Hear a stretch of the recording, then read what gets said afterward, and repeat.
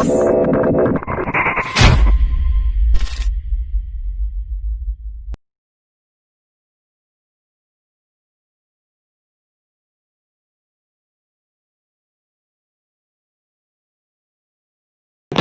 and gentlemen, we're here with Jenna Kanell. You may know her from Terrifier. How are you doing today? Great. How are you? Fantastic. I'm so glad you're here. It's great to interview you. I loved you in Terrifier. You're fantastic. Thank you. Thanks for having me. Likewise. Thanks for being on. So, what did you want to be when you grew up? When I was a kid, there was a moment where I wanted to be a hockey player. There was a moment where I wanted to be a veterinarian. I think my backup career is still in forensic science, something in that field. But I ended up in film, and I'm happy here. So I think I'll stay for a little while. You can be all those things in film. You can be a hockey player, veterinarian, forensic science major. If you get the right. You're right. You're absolutely right. What made you pursue a career in acting?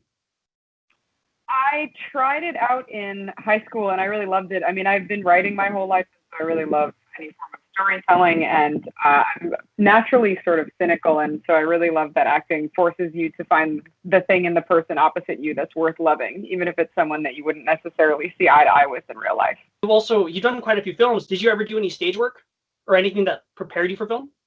Yeah, in high school, I did a lot of theater. I did community theater and theater in general, and I ended up finding out that my style is a bit more catered to nuanced,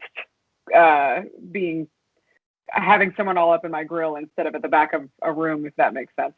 No, I totally understand. They're completely different mediums. That's awesome. Okay, so in 2015, you added 2 feathers to your cap. In addition to being an actress, you became a writer and a director with your directorial debut, Bumblebees. Let's talk about Bumblebees. Tell me all about it. I got to see it. It's awesome. It's really sweet and really sweet. So tell me about it. Thank you. Thanks. Yeah, so Bumblebees, I ended up directing accidentally in a way. I knew that I was going to write it, and it was something that I thought I was just going to make for fun for this disability film challenge. And I asked my brother if he wanted to be a part of it, and he said sure. And originally I was going to ask somebody else to direct it, and then I couldn't find someone that I thought would have fit it. I couldn't find the right person, it felt like, to direct it, who I knew that my brother Vance would be comfortable being directed by. And so I said, you know what, the stakes are low. I might as well try directing it myself. Who cares? It's for a little challenge. And I ended up really loving it, and found out about all the gender disparities behind the camera. And the film ended up doing really well. So I said, you know what, this was a lot of fun, and I found this really rewarding, and it was nice to have creative control, and I'm going to keep doing this. I heard you guys won an award, right? You took first place in that competition? We won that competition. We actually ended up winning something like 6 awards in total, more than that, I think. We won a ton of awards from a bunch of various organizations, which was really cool. And we ended up going all over the world with the film and speaking at, we spoke at the Harvard Medical School, Vance and I, and we ended up showing it at the CDC, and it blew up in a way I wasn't expecting, but was very grateful for. And I think a lot of that had to do with the need for disability inclusion on film, that sort of inclusivity on film that's so often left out of the conversation. That's amazing. I bet you feel really proud about the whole situation, right? I mean, didn't that light a fire to you? They're like, maybe I should make more movies after that, right? Yeah, exactly. I was like, this is really cool. It's because I had been acting for a long time already at that point, and so it was really neat to see the other side of things and to have more agency in the way the story was told. Your brother Vance, he seemed like a natural. Did you have any difficulty directing him? I mean, honestly, he seems so charismatic and likable. He seems like one of the nicest people I've never met, So how did that work? Good experience? Was that difficult? Did you have brother and sister bickering? I mean, how did it go? No, he was very easy to work with. You're absolutely right. He's just like he seems on camera. He's incredibly charismatic. He's very sweet. He's very funny. The only bump that there was that he had never been on camera before, and so he was nervous and kind of quiet at the beginning of the day, but by the end of the day, he was joking around and having fun and completely warmed up. It just kind of took some warming up, but that's everybody, I think, has that experience when you first put a camera right in their face. So I know in your TED Talk, you mentioned he had a girlfriend. Was that his girlfriend at the end of the movie? No, that was his on-camera girlfriend. So they were not actually together in real life. She was there, she was acting, but he does have a girlfriend, and they've been together. Her name is Jessie. She's also very talented, and they've been together for something like 3 years now. Oh my gosh, did he have like an ego or like a rock star persona after being in this film that did so well? No. I guess he's got a little bit of a rock star persona, but not an ego. He's a really good kid. Yeah, you mentioned in the TED Talk how you saw him differently from a different perspective after seeing him on the film. How did you see your brother Vance differently? I think I saw him more the way other people saw him, more because when you see someone change day to day, it's so incremental and it's so small that you don't necessarily see big changes. In the same way, there you are. That I think someone's growth is much more impressive when it's seen all at once, and I hadn't seen it all at once because I had spent most of my life living with him, and so seeing the way other people saw him reminded me of how incredible his story is. I want to take a quote that you said from your TED Talk, right? I'm just going to read it verbatim. You entered the world knowing nothing but opportunity. What would you have been capable of if nobody told you you had limitations? Where did you come up with that? That is incredible. That is so profound. I do have to credit, I had a coach helping me a lot with my TEDx talk named Donna Donnelly. But I think that idea came from looking at the way that my parents had raised him and the way that the school that he attended, the Lionheart School, had helped him blossom, and looking at the idea that all of us have these limitations, and sometimes they are genuine, and sometimes they're socioeconomic or just social limitations, cultural limitations, but sometimes they're just things that we've been told over and over again and adopt as truths that aren't actually our own truths. And so it's weeding your garden, right? I was listening to a meditation the other day about tending to your garden, and this idea that some of the plants in your garden were planted there by you, and some of them were planted there by other people. And sometimes you just got to go through with a weed whacker and take out all the ones that don't actually resonate with your truth in order to fully grow and give room to your roots. That's amazing. That's really, really amazing. I mean, I can totally relate to what you're saying, and I totally understand. So I have to ask, how did your TED Talk come to fruition? I think Donna, the woman who coached me, I believe she sent the people in the local TEDx that she was working with in Tryon. I think she sent them the film, and I think they somehow saw the film, and they basically said, if you could take the lessons that you learned making this, what would they be if you could expound upon them? And so they asked me that, and they said, would you be interested in applying? And so I went through the application process. It was a multi-layered rewriting, taping mini talks, and it was a really rigorous process to get through to actually doing the talk. And then you get there several days early, and you practice and over again. And it's a rigorous process. Really rewarding, and it was really cool to see all the other talks too, because they do a bunch at the same time. So it's just a day of like listening to everybody else talk and then doing yours, and then you get to breathe. You did such an honest job, and I loved your vulnerability when you were talking about everything. It felt so sincere and really moved me. I mean, it resonated with me in so many ways. It was really amazing. I'm glad I got to watch it. Okay, so let's fast forward to 2016. You ready? Okay, 2016. You auditioned for a movie called Terrifier. When you got the script and you saw sides for Terrifier, what was that like? I can't even remember what actually. So it's funny. So we filmed it, I think, in like 2014, and I think I read for it maybe even a year or two before that. So I actually read for a different movie of Damien's. There was a different movie called The Ninth Circle. He made a short film version of it, and he was going to make a feature film version of it. And so the sides I actually read for were for The Ninth Circle. And I remember thinking, these are pretty dark and messed up. It seems like a lot of fun. I love horror movies, sure. Damien and I had been talking for a while about wanting to work together. And I taped it, and he got back to me and said, so that movie's not happening, but this other one is. Would you be interested in doing this one instead? It's called Terrifier. And I read the script, and it was wonderfully depraved. And I said, sure. So you auditioned through video, basically, kind of like something similar to what we're doing. Nice. Yeah, exactly. Yeah, I sent in a tape. I think I was in Los Angeles. I was living in Los Angeles at the time, and he was in New York.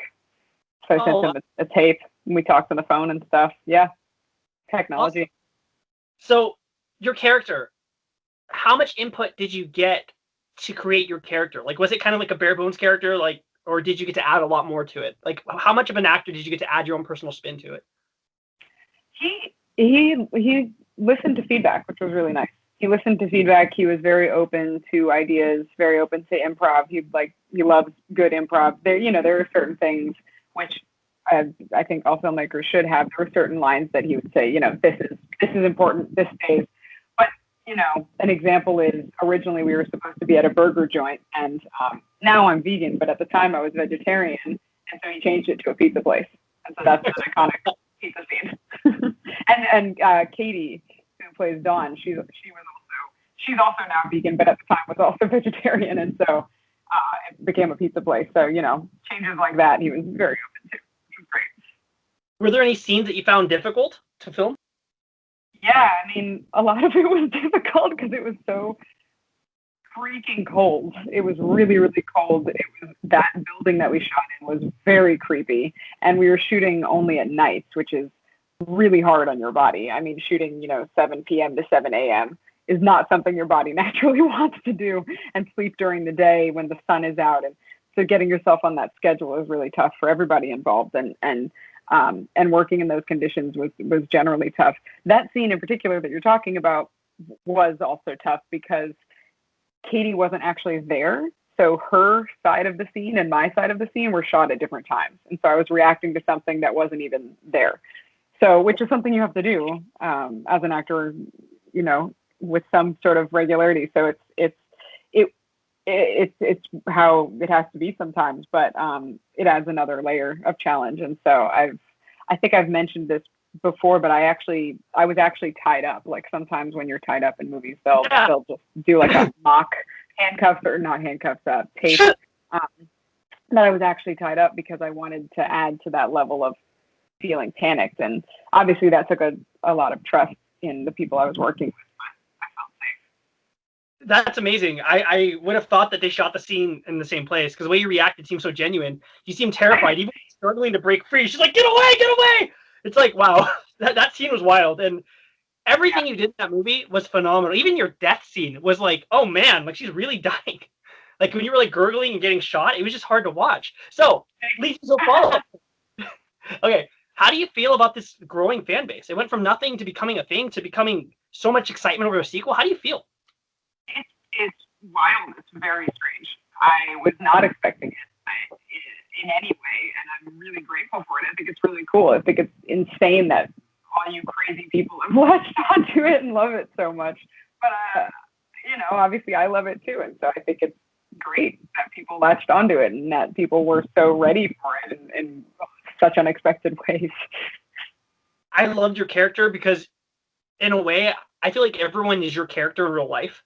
Like you were, like while Catherine was more calm and taking everything for granted, you really saw the threat throughout the whole film. So it's so relatable to put in your shoes, and you do such a good job of like, this isn't a joke. This isn't a joke. You know what I mean? And I love the way you performed it. So, final question on Terrifier.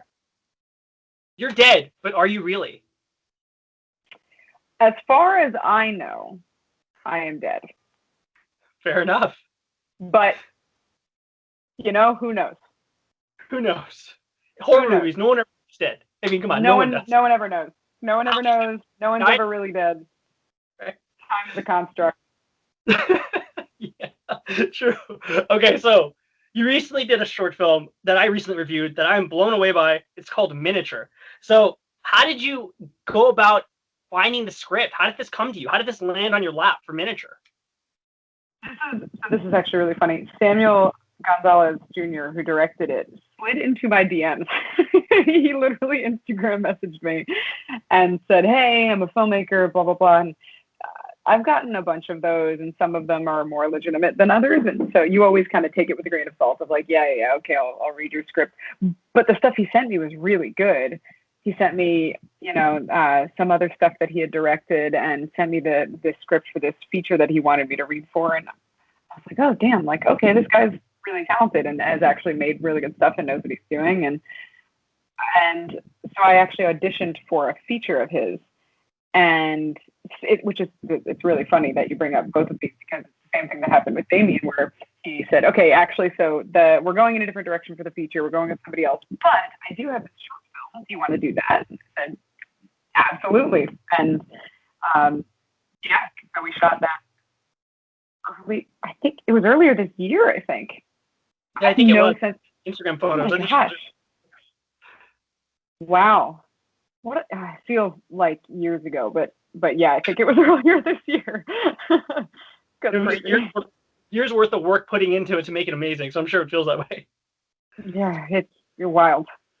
Okay, so I'm gonna tread lightly. If you could tread lightly with me, I'd be very grateful. Okay, because I don't want to spoil this film, because it's such a wild movie. Considering 10 minutes is just wild. So how did you get into character for this film? Because I've had so many ideas on how the film even happened, and I want to hear your perspective. Well, first of all, I haven't actually seen the whole thing, so you've seen more of it than I have. I haven't seen it. Oh my gosh. Okay, then please elaborate. How'd you get into character? I can't wait to see it. I mean, I know what happens, obviously. I read the script, but I can't wait to see the whole thing. In terms of getting into character for something like that, where it's in the rules of reality are a little bit different, I guess is the delicate way of putting it, right? Thank you. I think it's more that you, like, I've had some really good acting teachers who will talk about, even if the circumstances are unrealistic, the relationships are real, and your whatever your truth is real. And so similar to the work that Katie and I did on Terrifier with Gigi, who's in miniature with me, I made it more about me needing to escape, and me wanting to live, and me wanting to feel safe, and wanting her to be safe, and wanting her to get out safely, and wow, made it more about our relationship and about the stakes, raising the stakes regardless of the circumstances. Everyone can relate to wanting to get away from someone or something. It doesn't matter whether that's realistic or not. That's amazing, because you saying that makes me see the film in a whole different perspective. I was looking at it surface level, and seeing that you made it about a relationship with Gigi, it's like, it makes so much sense, because every action you take, it seems protective, and it seems like it's ultimately about protecting yourself ultimately, and your survival. And I have to tell you, you saying accepting reality, there's a scene where you're falling into the black abyss, and I'm just like, oh my gosh, she looks like she's really falling. And you saying that you have to make it reality, wow, thank you for that insight. It makes it better. It really does. So, thanks. That's awesome. Yeah. Okay, so you have no dialogue. I think you say help me, and it's off screen. So how did that happen? How did you go about delivering such a realistic and believable performance with limited dialogue? Because you completely sold it. I never once doubted that you were in any kind of danger. I believed every moment of it. Thank you. I think in some ways, having no dialogue or less dialogue makes whatever you do more impactful, because you can't lean on the words. You can't use the words as a crutch. You're forced to embody everything that you're feeling, and all the subtext that would normally go under words is just in you. And so it makes it more difficult in some ways, but in some ways it forces you to just live in your body and live in the physicality of it, and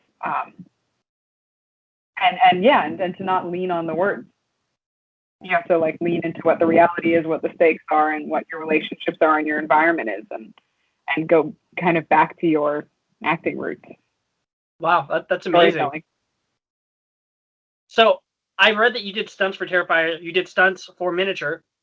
So hearing you're an accomplished stunt woman, I've seen stills where you're looking like Jessica Jones with blood on you, like you're kicking people's ass. So, the highest compliment. I love it. So how'd you get into stunt work? Again, kind of by accident, or unintentionally. Not by accident, but unintentionally is the way I should phrase it. I did martial arts throughout my childhood. My dad had me do martial arts because it made him feel safer about me being out in the world. But then also, I think kids get a lot out of martial arts because of the sense of discipline and perseverance, and also just like the physical outlet. And so I've been doing Hoshindo and Taekwondo and a little bit of Tai Chi in my childhood. And then when I got older, I started doing Krav Maga, which I still do. And someone once asked me about doing stunt work and whether I did stunt work. And I remember thinking that I thought that stunt work was falling out of a building or being on fire or falling out of a building while on fire. I had never thought about the fact that it's holding weaponry is stunt work and running is stunt work, and just falling down is stunt work, and especially just physical stuff. And so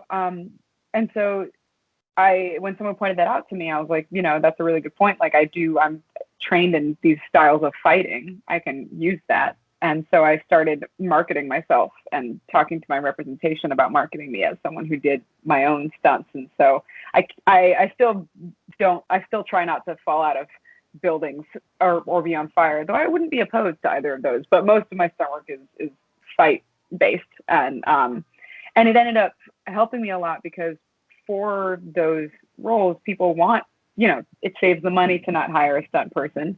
And then also in terms of how you film it, you can show the person's face. It's not, somebody else in a wig. You have more freedom with filming. And so as a lot of people really like to have the person do their own stunts when insurance allows for it, at least. And I love doing it. Last week I did my first acting job since the shutdown, was this very, very stunt heavy music video that'll come out in a couple weeks that I'm really excited for everybody to see. But it was pretty much all fighting. I don't know if you can see this giant bruise, but that's what it's from. Yeah, I do. Oh my gosh. You badass flexing that bicep with that big bruise. Calm down, don't intimidate me. I love what you said, because it's so funny. It just makes me laugh, like my limited perspective of things. Because I'm thinking, falling out of buildings, like basically anything Tom Cruise does. If it looks like you're going to die by falling and helmet, that's a stunt.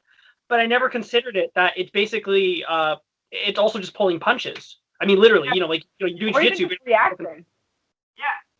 It's just reacting well to a hit, taking a hit and throwing a hit. Like, I didn't think so either. So you're not alone in that. I think a lot of people don't realize that those little things. So basically, you and Lauren Lavera are badasses. That's what I'm getting. Thank you. I haven't met her, but she seems like a badass as well. I had a pleasure interviewing her, and she's done kickboxing, jiu-jitsu, some kind of taekwondo. It's like you guys can both beat Art the Clown. Easy. Like effortlessly. Well, unless he cheats, of course. He does that. He does that. He does not play by the rules. Take you out clean, so we had to use a gun. Cheater. Okay, so let me ask you, what do you like doing more? Since you've been a director, a writer, a stunt woman, which one do you prefer? I've also assistant directed and produced. It depends on the projects for me. There are some projects where I really want to act in them and to do my own stunts and to perform. And there are some where I'd rather be at the helm and have creative control and have more license and agency. And it just depends on what the content is for me, honestly. So I never want to do them at the same time. Okay. Sorry? No, I was saying, so you like them all equally? Yeah, I like them equally. It just depends on what the project is. Awesome. Yeah. I mean, not all. I would say I like directing and acting equally. But I like doing all these different things because I think you learn more about the whole by learning about each of the pieces. And I think the filmmakers that I've enjoyed working with the most are the ones who have the best sense of how the entire machine works instead of just how their piece works. I want to ask you, so you said you're working on a music video. Would you like to tell us about it? I don't think I'm allowed to say what it is yet, but I will announce it online when I'm allowed to. It's really cool. I don't know if I'm allowed to say the artist yet, but it's supposed to be out early October, so you won't have to wait super long. You're directing a film called Deathless. Can you tell us a little bit about that? Yeah, so I actually already directed Deathless a year and a half ago, and it's now making the festival rounds.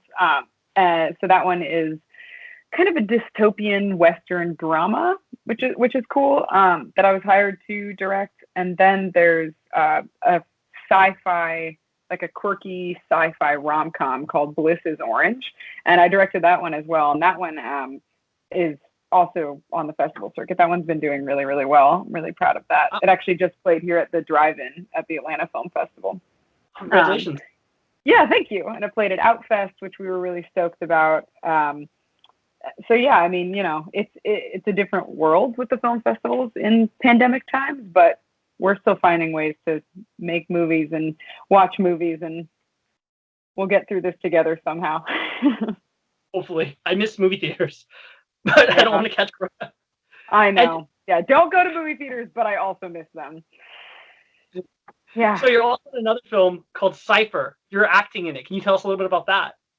That was actually a pilot for the Sci-Fi Channel. Yeah, it didn't end up getting picked up, but it was fun. What else? There's another. I also did an episode of a show right before the shutdown that I'm also not allowed to talk about, which is frustrating. Up soon enough. I know. There is there's a short film called Abducted that I did that was supposed to premiere at Tribeca this year, which obviously Tribeca got put on hold like many things. But that one I starred in and do my own stunts, and it's a cool sci-fi thing. Has a sci-fi twist, but I think anyone who's watching this will probably like that one a lot. Thank you so much for coming on, Jenna. It's been a pleasure interviewing you. You're incredible. You're a badass. Guys, she has things coming up. She's going to be in a music video in October. Check out her Instagram, Jenna Kanell. Thank you so much. You're amazing. Thank you so much for having me.